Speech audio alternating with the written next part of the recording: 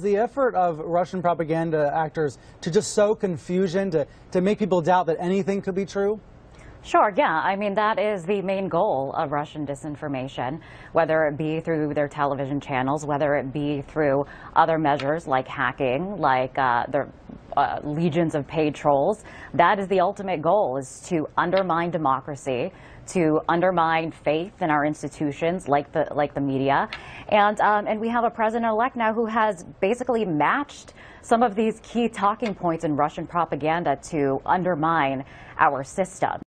Yeah, it is your system, okay? Because you definitely don't work for the people. It's not our system. It's the system of the elites, and we're sick and tired of you guys. Good riddance, CNN. I can't wait till they shutter the doors on that godforsaken business. Look, you idiots didn't need any help from the Russians to undermine the faith in our quote-unquote institutions. This is purely ridiculous. So I think let's go there. Let's go there directly. I mean, here's something that I've been asking myself. Julia, we're talking about a candidate who's lost in a historic way in terms of the popular vote, but clearly won in the Electoral College. Lost in a historic way in the popular vote, yeah. Yeah, because you guys imported millions of illegal immigrants who then you gave the right to vote. And people are, oh, there's no proof that illegal aliens had voted in the election. Give me a break. I mean, I'm in California constantly. They're trying to put in bills and pass laws to allow illegals to vote in our state elections. And you know what? They totally did it. They subverted the will of the people. They gave the illegals driver's licenses. And you know what happens when you get a driver's license in California? Well, you automatically get signed up to vote. And then they count on your goodwill, you know, to not break the law, even though you already broke the law coming in this country. What a bunch of idiots. Is this something of a national emergency? And are journalists afraid to say so because they're going to sound partisan?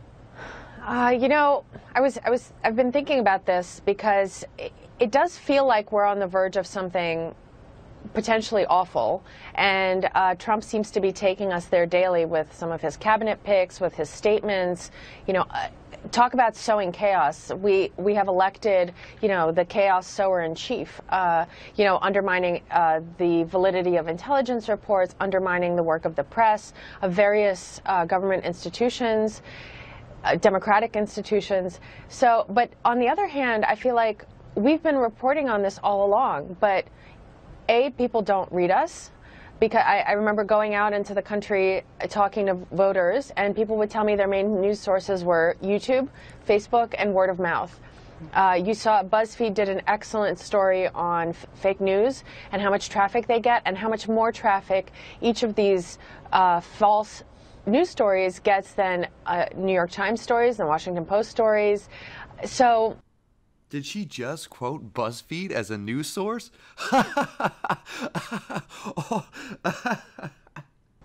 We're writing about it, but A, people aren't listening, and B, they don't believe us. Yeah. And also, I think, I'm sorry, the one other thing is that the press has been leaning on the panic button for about a year with Donald Trump, and I think it's kind of the boy who cried Trump, and now Trump is here, and people are like, I think people are exhausted by the election and by all the negativity of it, and are like, whatever, let's just move on, even though it's only getting worse.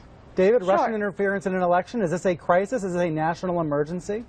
In all seriousness, guys, we really need to start praying for Donald Trump's safety, because the establishment is starting to freak out, and you can see it through the stories that are coming through on Drudge Report today. Barack Obama is really starting to put his weight behind this whole recount crap, and assassinating people is not above them. I mean, we saw it with Kennedy, and we've seen it with lower level people, Clinton staff members, the DNC guy. So let's all get together and pray for Donald Trump. God bless you guys. Hey, if you like this video, consider giving me a thumbs up, liking, or subscribing. It really helps to get the word out there, and it super motivates me to make more videos. Thanks a lot.